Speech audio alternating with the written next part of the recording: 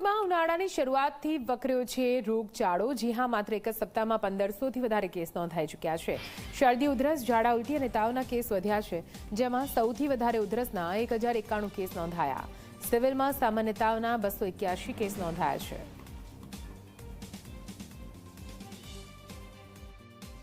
Seasonal flu એટલે કે શરદી, ઉધરસ અને તાવ અથવા વાયરલ ઇન્ફેક્શનના કેસીસ છે વધી રહ્યા છે। સવારે ગરમી અને બપોરે સવારે ઠંડી અને બપોરે અતિશય ગરમી, 40 ડિગ્રી સુધીનું તાપમાન। આ ઉપરાંત અન્ય પરિબળોને કારણે શરદી, ઉધરસ અને તાવના કેસીસમાં ઘણો બધો વધારો નોંધાયેલો છે। પ્રાઇવેટ હોસ્પિટલો એઝ વેલ એઝ પીડીઓ અને પીકેચ હોસ્પિટલોમાં પણ સિઝનલ ફ્લૂના કેસીસ છે નોંધાઈ રહ્યા છે।